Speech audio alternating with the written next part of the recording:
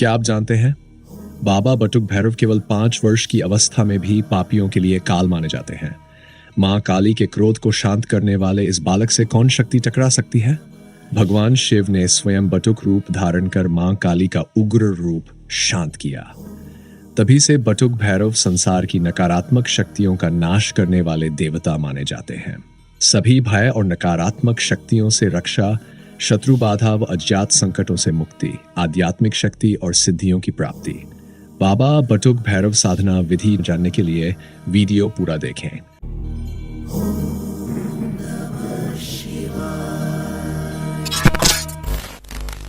जय श्री रुद्र महाकाल। बाबा बटुक भैरव की साधना शायद आपको पता होगी। बाबा बटुक भैरव पापियों के लिए काल रूप में जाने जाते हैं। उनकी उपस्थिति जहां होती है वहां सुख का आभास होता है।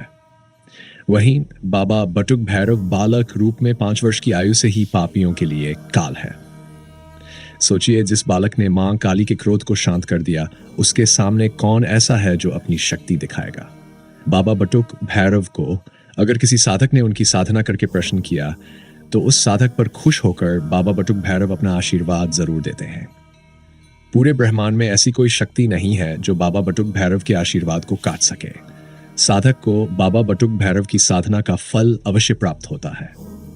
बाबा बटुक भैरव का आशीर्वाद क्यों जरूरी है, इसके लिए एक छोटी सी कथा से अवगत होना पड़ेगा, इसलिए वीडियो को पूरा देखें। क्योंकि बाबा बटुक भैरव साधना की पूरी विधि और इनके बारे में संपूर्ण जानकारी तभी समझ में आएगी जब आप इस वीडियो को अंत तक देखेंगे। शायद आपको इस कथा के बारे में थोड़ा थोड़ा ज्ञात होगा। जब मां महाकाली को शांत करने के लिए भगवान शिव माता के चरणों के नीचे लेट गए थे, तब माता काली को जिस पछतावे ने घेरा था, उसके कारण माता ने भगवान शिव से यह वचन लिया कि वे कभी भी उनके सामने भूमि पर नहीं लेटेंगे। भगवान शिव ने माता को वचन दे दिया। परंतु कालांतर में जब माता ने दारुक नामक असुर का संहार करने के लिए पुनः काली स्वरूप धारण किया और वे नियंत्रण से बाहर हो गई, तब भगवान शिव वचनबद्ध होने के कारण एक नन्हे बालक का रूप धारण कर लिए। मां कहकर मां काली को पुकारने लगे। बालक की अहंकार मां काली का हृदय द्रवित हो गया। उन्होंने अपना आक्रोश भूलकर उस बालक को अपने गले से लगा लिया और स्नेहपूर्वक प्यार करने लगी। इससे उनका क्रोध शांत हुआ और उनका उग्र रूप समाप्त हो गया। तब उसे बालक से मां पूछी कि तुम कौन हो, तो उसे बालक ने उत्तर दिया कि मैं शिव हूं। तुम्हें शांत करने के लिए मैंने ये बटुक रूप धारण किया है। बटुक का अर्थ होता है बाल रूप। तब माता ने कहा कि आप अपने पूर्व रूप को धारण अति शीघ्र कीजिए। माता की बात को सुनकर भगवान शिव तुरंत अपने शिव रूप में आ गए। तब माता ने उनसे फिर आग्रह किया कि आप अपने भीतर से उसे बटुक रूप को बाहर निकालिए।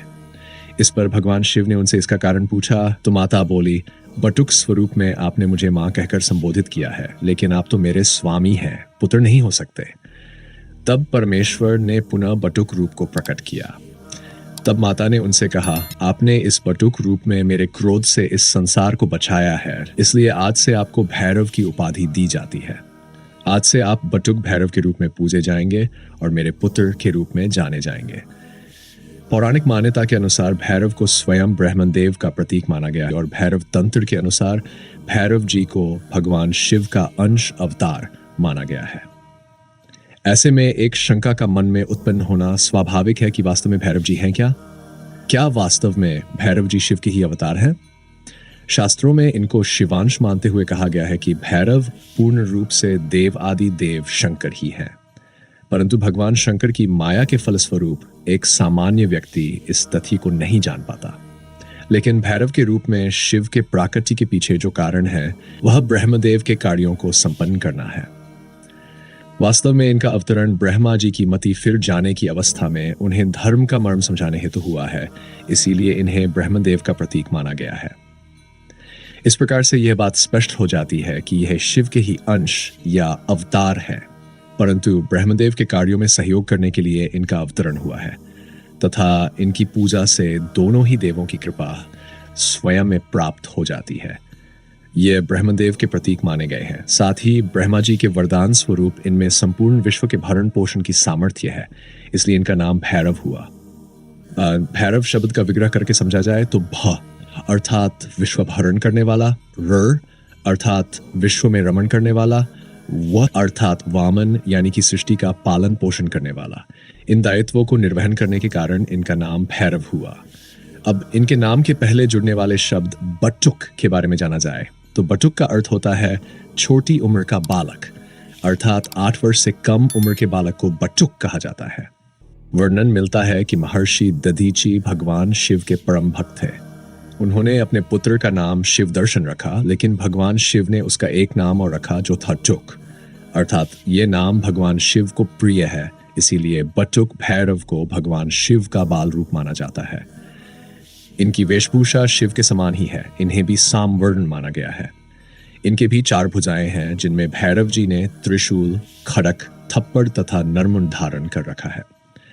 इनका वाहन अर्थात कुत्ता है और इनका निवास भी भगवान भूतनाथ की तरह श्मशान ही माना गया है। भैरव भी भूत प्रेत और योगिनियों के अधिपति हैं। इनके स्वरूप को देखकर सामान्यतः ऐसा प्रतीत होता है कि इनका जन्म राक्षसों अथवा अत्याचारियों का विनाश करने के लिए हुआ होगा, परंतु जैसा कि पहले ही बताया गया है, वास्तव में इनका अवतरण ब्रह्मदेव के कार्यों में सहयोग करने के लिए हुआ है।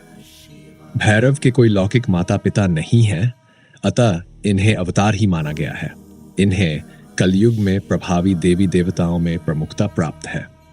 यद्यपि अन्य देवताओं की तरह श्री भैरव के भी अनेक रूप माने गए हैं, जिसमें बटुक भैरव, महाकाल भैरव तथा स्वर्णाकर्षण भैरव प्रमुख है, फिर भी सभी भैरवों में बटुक भैरव की उपासना प्रमुख होती है। बटुक भैरव जी की विस्तृत कथा स्कंद पुराण में मिलती है।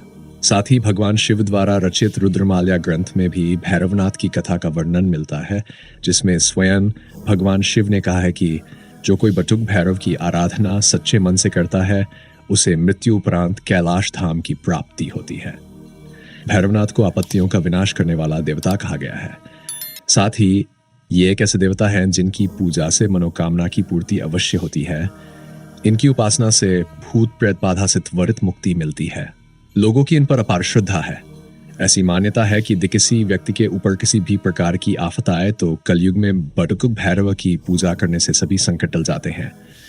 भगवान श्री बटुक भैरव बालक रूपी है। उनकी देखांती स्फटिक के समान है।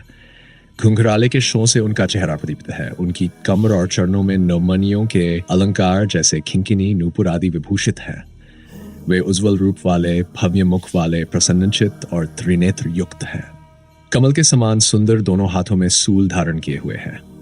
भगवान श्री बटुक भैरव के सात्विक ध्यान से सभी प्रकार की अकाल मृत्यु का नाश होता है, आपदाओं का निवारण होता है और आयु की वृद्धि होती है। जो भी साधक इनकी साधना पूरी विधि विधान से मंत्रों का शुद्ध उच्चारण करते हुए करता है, उसकी सभी मनोकामनाएं अवश्य पूर्ण होती हैं। बाबा बटुक भैरव की साधना में उपयोग होने वाला मंत्र इस प्रकार है: श्री बम्बन बटुक भैरवाय नमः। ये मंत्र आपको लिखकर भी दिखाया गया है और इस मंत्र का जाप रात्रि में कम से कम 21 माला करें। इसके बाद प्रतिदिन 11 माला करें जब तक 1.25 लाख जप पूर्ण ना हो जाए। अपनी सामर्थ्य अनुसार अधिक जाप भी कर सकते हैं। 1.25 लाख जप पूर्ण होने के बाद इसका दशांश यानी 12,500 मंत्रों से हवन में आहुति देना चाहिए। भैरव की पूजा में जप के आरंभ और अंत में श्री बटुक भैरव अष्टोत्तर शतनामावली का पाठ भी करना चाहिए। साधना का समय शाम 7 से 11 के बीच में होना चाहिए। इस साधना की विशेष चेतावनी: इस साधना को किसी अनुभवी गुरु की आज्ञा लेने के बाद ही करें।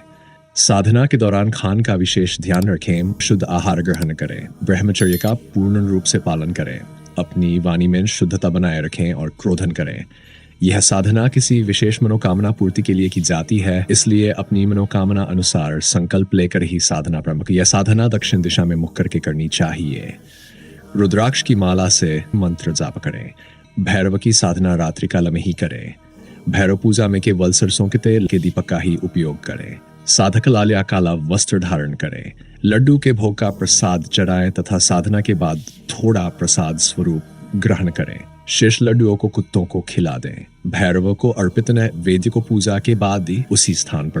भैरव पूजा में दैनिक नैवेद्य इस प्रकार है: रविवार चावल दूध की खीर, सोमवार मोतीचूर के लड्डू, मंगलवार घी गुड़ अथवा गुड़ से बनी लापसी या लड्डू, बुधवार दही भूरा, गुरुवार बेसन के लड्डू, शुक्रवार भुने हुए चने, शनिवार तले हुए पापड़, उड़द के पकोड़े या जलेबी तो ये थी।